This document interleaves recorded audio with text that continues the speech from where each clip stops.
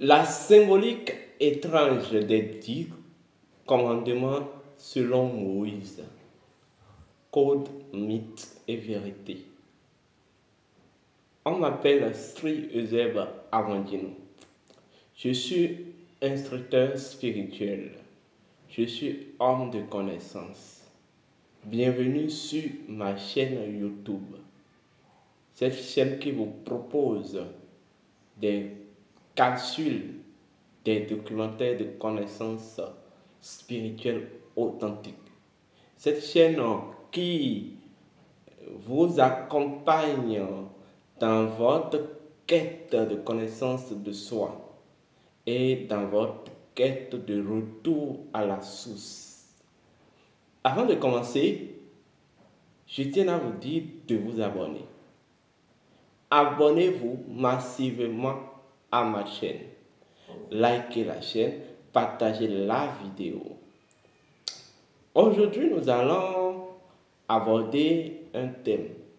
Comme je l'ai dit au début, la symbolique étrange des 10 commandements de selon Moïse, code, principe et vérité. Je vais bien le dire. Alors, en réalité, comme tout le monde, vous avez lu la légende associée à Moïse dans la Bible des chrétiens. Et je tiens à préciser bien, c'est une légende. Cela demeure une légende. Une légende qui retrace un cheminement d'accomplissement entre certains principes universels, voyez, fonctionnels dans notre cycle ou dans notre système cosmique. Pour commencer, c'est quoi un commandement? Un commandement est tout simplement, je vais dire, un code éthique. Suivez-moi bien. C'est un code éthique. Parce qu'en réalité, il y a une différence entre l'éthique et la morale. Beaucoup ne font souvent pas cette différence, mais il y a véritablement une différence. L'éthique provient de l'être, provient en fait de la nature profonde de l'être.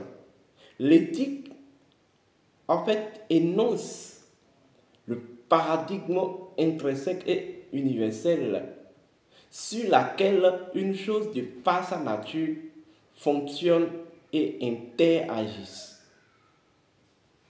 Par contre, la morale demeure la résultante de l'éthique, mais demeure, quoi qu'on dise, une configuration, je vais dire, une règle, une configuration de règles, je vais dire, sociale.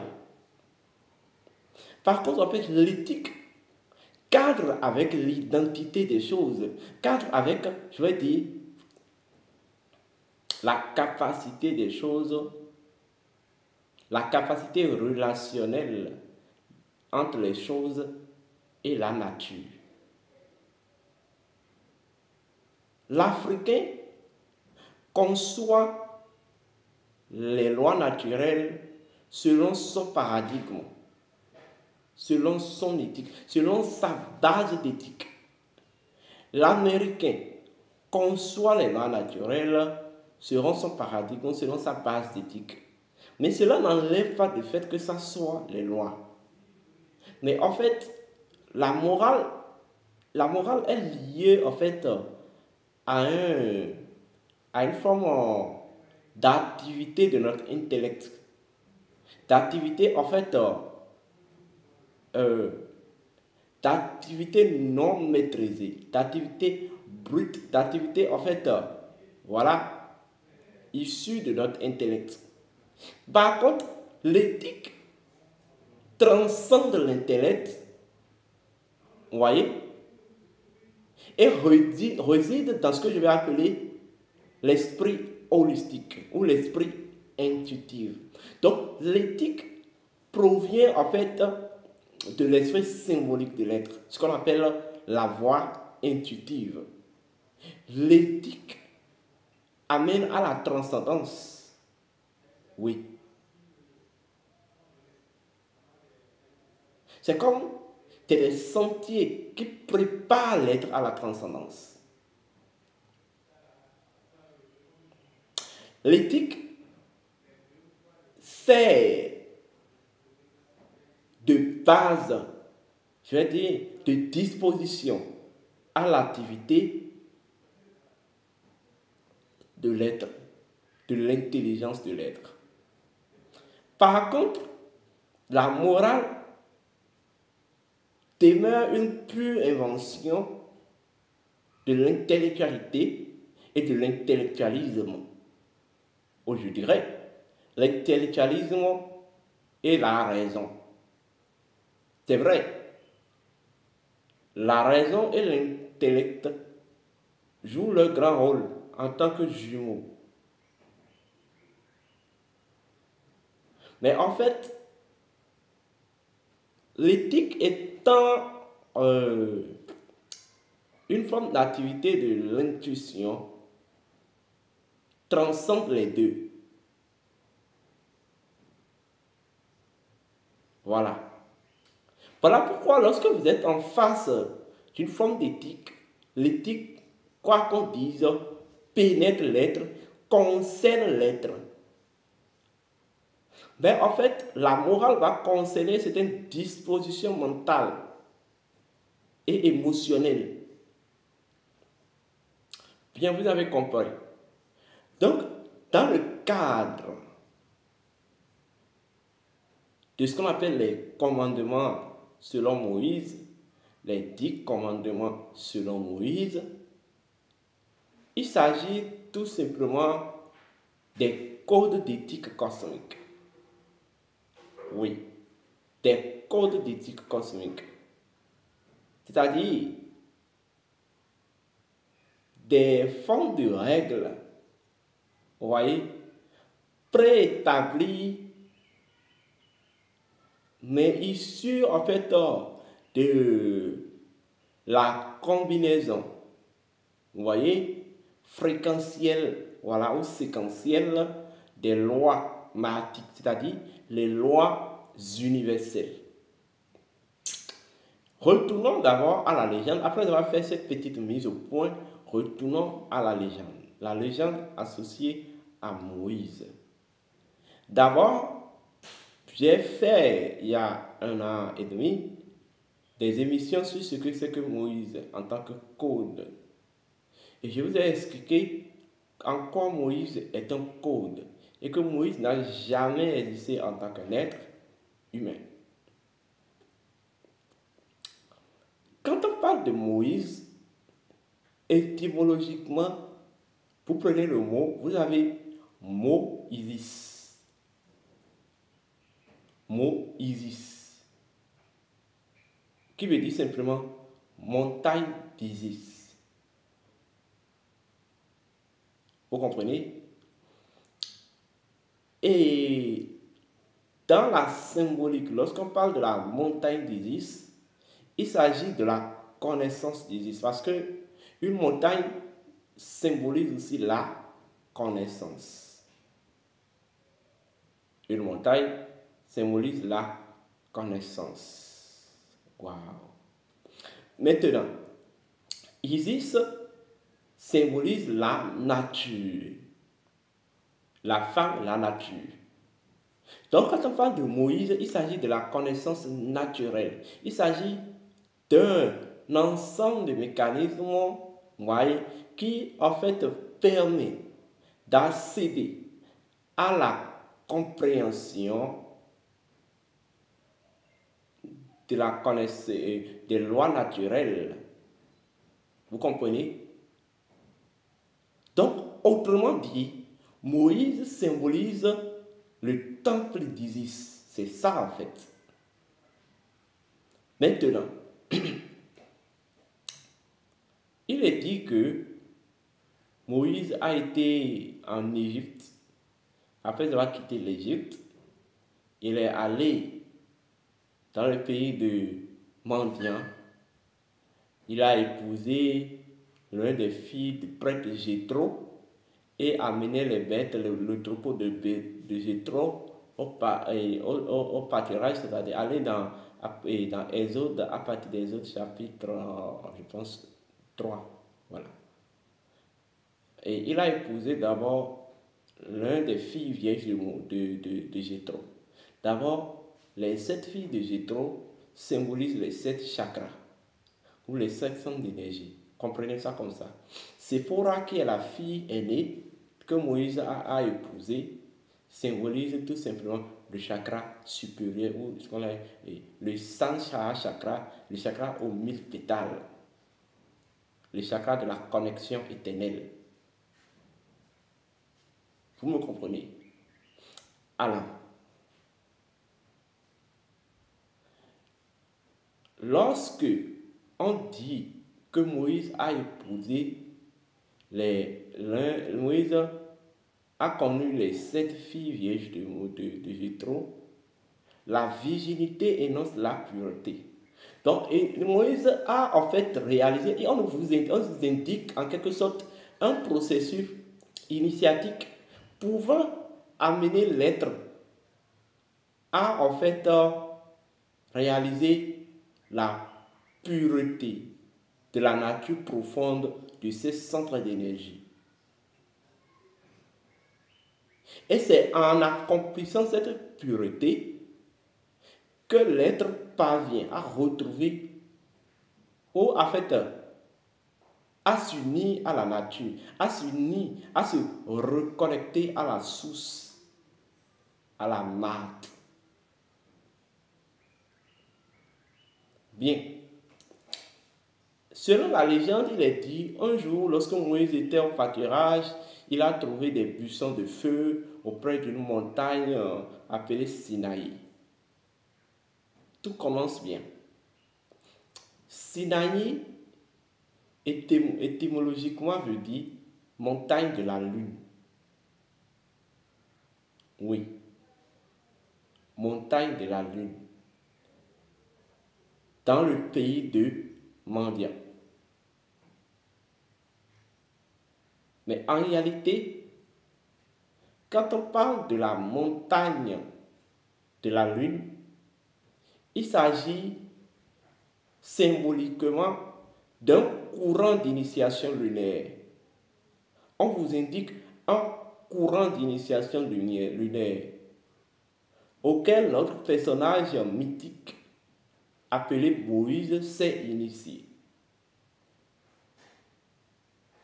Et il est dit qu'il a été au sommet de cette montagne, c'est-à-dire il a accompli les 7 degrés d'initiation lunaire. Et après avoir accompli ces 7 degrés d'initiation lunaire, et vous devez savoir que la lune représente le principe ou la matrice céleste. La lune représente la matrice céleste. Et quand on parle de la matrice céleste, c'est la matrice céleste qui sert vraiment de réceptacle primordial à ce que je vais appeler l'éthique universelle.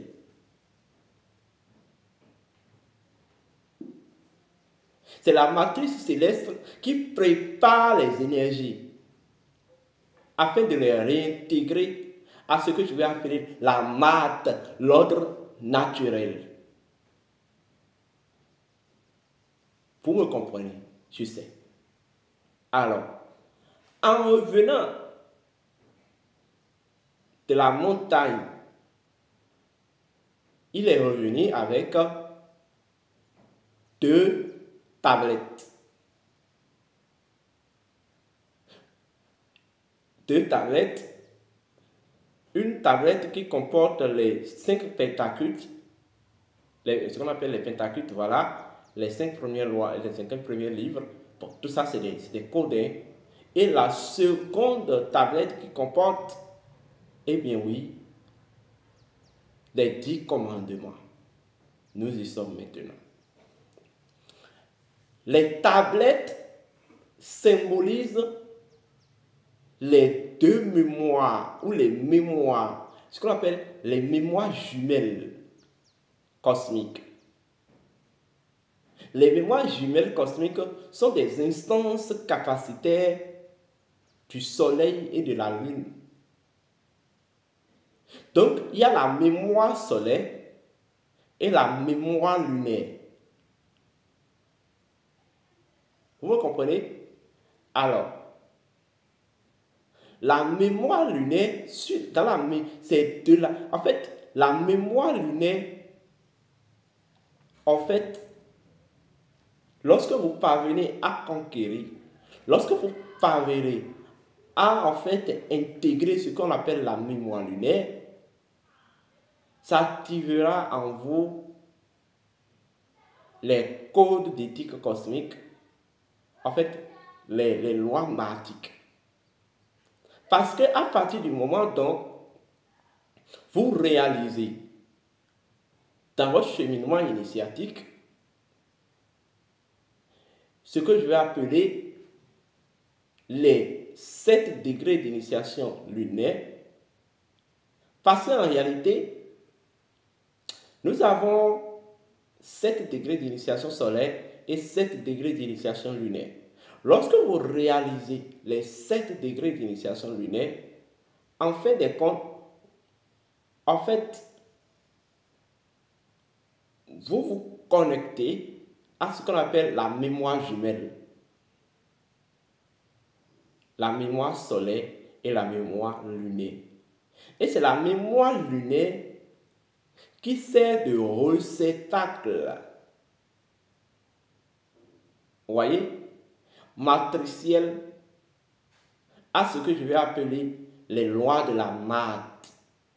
Donc Moïse, arrivé à ce niveau symboliquement, a dû accomplir une rééducation de son être qui a fait activer en lui les deux mémoires cosmiques, je vais dire les deux mémoires jumelles. Lorsque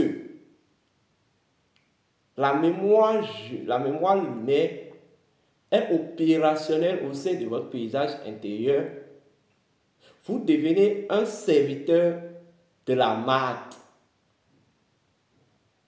de l'ordre naturel, des 42 règles de la maths. D'autres diront 40, d'autres diront 41.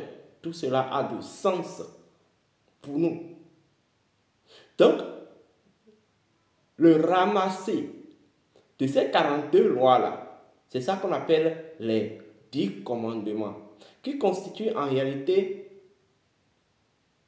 en fait, les 10 piliers de l'univers, ou les 10 codes d'éthique cosmique. Chaque code a une légende, chaque code a une symbolique, chaque code a sa métaphysique. Vous comprenez?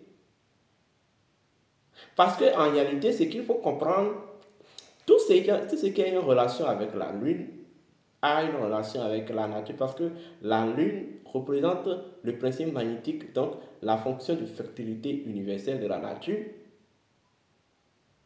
donc la fonction de la fertilité, de notre fertilité intérieure. Or, c'est la loi et la maîtrise de la loi qui confère à notre nature, qui confie à notre être une fertilité de conscience. Donc, Moïse symbolise l'initié qui a enclenché un cheminement pouvant l'aider à réaliser sa conscience isiaque, c'est-à-dire la conscience naturelle. Et de cette conscience, dans l'accomplissement de cette conscience, il va en fait découvrir des secrets des principes de sa propre nature, vous voyez, dans l'initiation à la lune. Il va découvrir les lois des codes d'éthique cosmique pouvant le transcender et faire de lui une personne nouvelle, pouvant amener les enfants d'Israël de façon symbolique. Et je vais vous le dire, je l'ai dit dans l'une de mes anciennes vidéos, Israël veut dire Isis Raël. Isis Raël. Isis Raël. Bon, on va y revenir, c'est-à-dire, on va y revenir plus tard d'ailleurs. Donc, en fait, vous êtes en face d'un cheminement spirituel. Vous êtes en face d'un cheminement initiatique. Cette légende de la Bible des chrétiens est issue en quelque sorte de la livre des morts égyptiens. Oui. Et c'est là qu'on parle. Allez relire la légende du dieu Thoth au dieu Nmat. Et bon. Et comment, pourquoi le dieu Thoth est considéré comme une divinité lunaire, tant bien qu'il a une certaine féminité. Voilà. Tout le secret est là. Donc, nous allons faire 10 émissions.